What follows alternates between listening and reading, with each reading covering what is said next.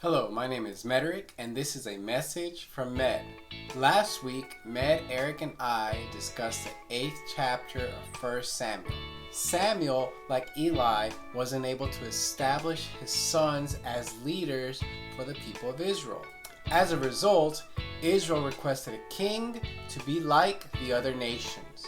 God's plan was for Israel to be a special nation, to be a blessing to all of the other nations of the world. Samuel warned the people of Israel of the things a king would demand of them and how God would not listen to their cries. In today's chapter, we are introduced to Israel's first king. Will he live up to Israel's expectations? Don't forget to look in the description if you want to skip ahead to the conclusion. Thank you. There was a man of Benjamin whose name was Kish, the son of Abiel, son of Zerah, son of Bechorath, son of Aphiah, a Benjaminite, a man of wealth. And he had a son whose name was Saul, a handsome young man. There was not a man among the people of Israel more handsome than he. From his shoulders upward he was taller than any of the people. This chapter starts with Kish, a wealthy man from the tribe of Benjamin who had a son named Saul. Saul was a handsome young man, and he was a very tall man. He was head and shoulders taller than everybody else. Saul means asked of God, so we can surmise that this is the person that God is going to give Israel after they requested a king. One thing to note in these first two verses that we don't hear about Saul or his family's relationship with God. It doesn't mean that he didn't have one, but that's just something to keep in mind as we learn more about Saul later on. Now the donkeys of Kish, Saul's father, were lost. So Kish said to Saul his son, "Take one of the young men with you and arise, go and look for the donkeys." And he passed through the hill country of Ephraim and passed through the land of Shalisha, but they did not find him. And they passed through the land of Shalim, but they were not there.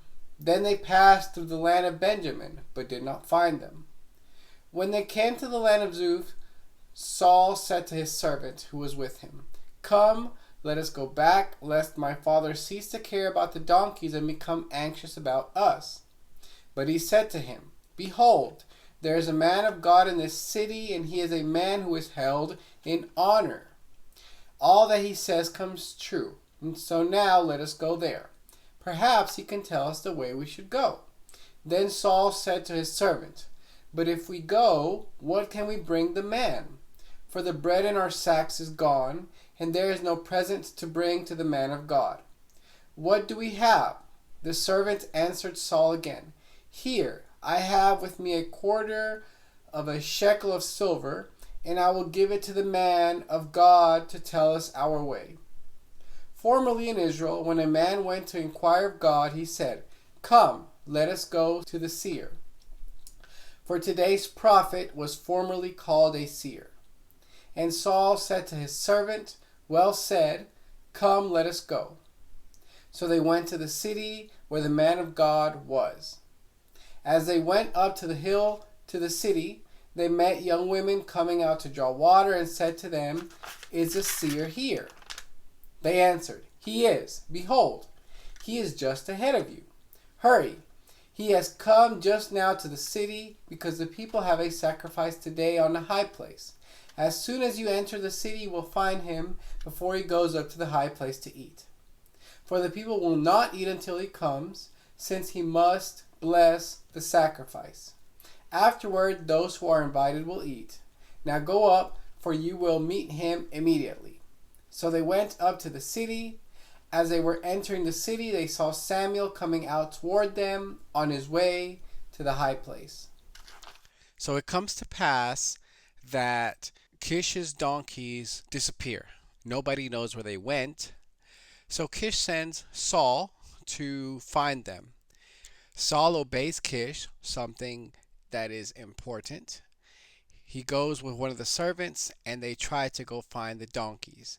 So they go throughout the territory. We do not know how long this trip took, but it seemed that it took a while because Saul then says, hey, let's go back because I don't want my father to be more worried about me if we don't come back.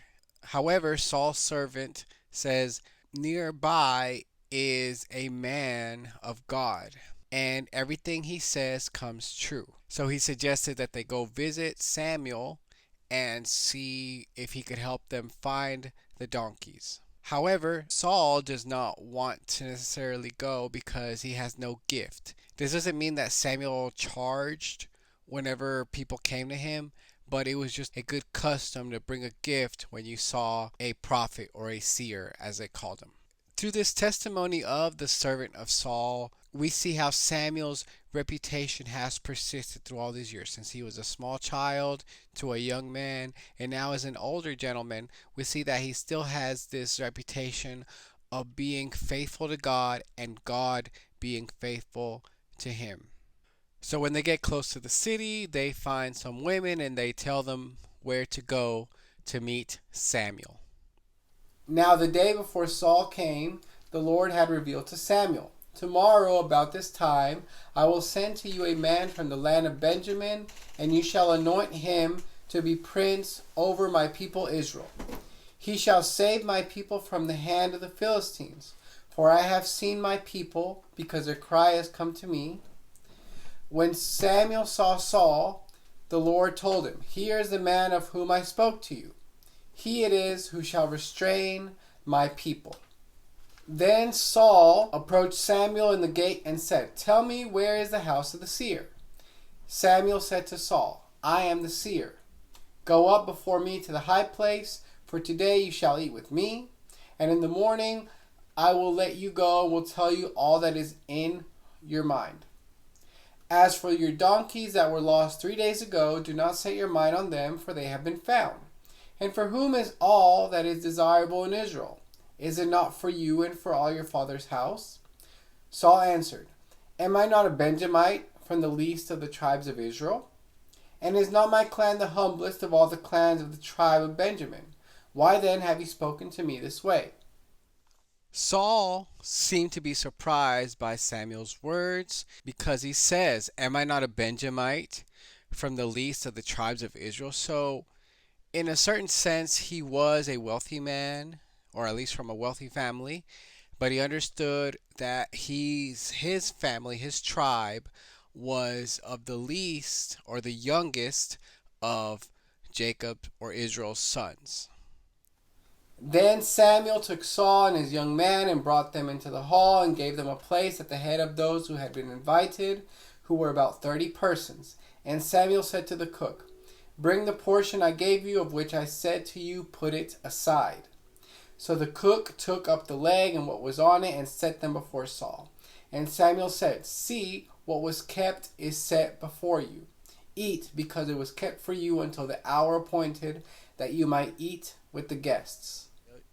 It seems like Saul was a well-raised young man because he seemed like a humble person.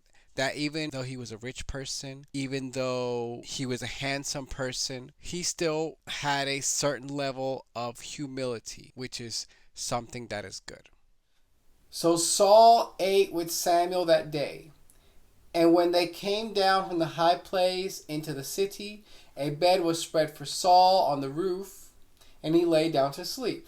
Then at the break of dawn, Samuel called to Saul on the roof, up, that I may send you on your way. So Saul arose, both he and Samuel went out into the street.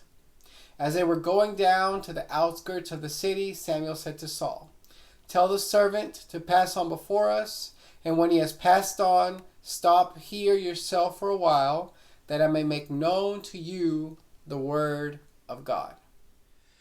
The next morning, Samuel wakes up Saul and his servant, and he sends them on their way. But when they're walking, he tells Saul, send your servant and you stay with me. We're going to talk about what the Lord has told me to tell you. Whether we are just starting out as Christians or have been in the faith for many years, it is important to maintain a sense of humility before God and others. In our first encounter with Saul, we see that he seems to be a humble person. But the trick will be to maintain that humility as his fame and power increase. Samuel provided a roadmap for Saul by being a humble servant, first to God and then to the people of Israel.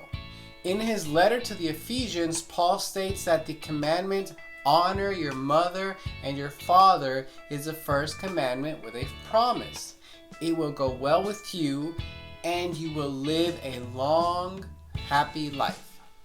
The story of Saul starts out with him honoring his father. He diligently went to look for the lost donkeys at his father's behest, and the rest, as they say, is history. Although Saul's life did not have the greatest ending, it is safe to say that it did go well with him. Saul seemed to diligently look for the donkeys, even though their loss may not have been a big one given their wealth. When asked to do seemingly unimportant tasks, we should seek to do them to the best of our abilities. In the early church, a controversy developed. Yes, there were many controversies even in the early church because there was discrimination between the Hebrew widows and the Greek-speaking widows. The apostles assigned 7 men of good repute, full of the spirits and of wisdom, to make sure all the widows received their fair portion. This may have seemed like a menial task for people full of the Spirit and of wisdom, but these men performed the task to the best of their abilities. When God saw their faithfulness to this task, He opened other doors for them. Stephen did great wonders and signs among the people, and all saw that his face was like the face of an angel. Philip preached the gospel in Samaria, and there was much joy in that city. And Prochorus, Nicanor, Timon, and Parmenas also continued to serve as the church spread from Jerusalem to the ends of the earth. Samuel did not let his fame diminish his relationship with God.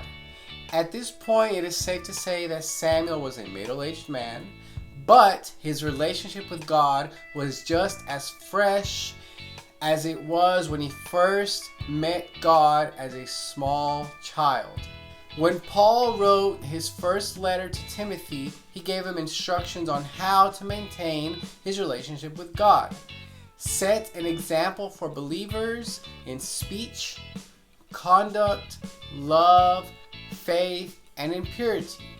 Devote yourself to the public reading of the scripture, to preach, and to teach. Persevere in your life and doctrine, because if you do, you will both save yourself and your hearers. Thank you so much for watching. You can check out our Instagram channel for more content, and you can look in the description for the playlist if you missed any episodes in the past.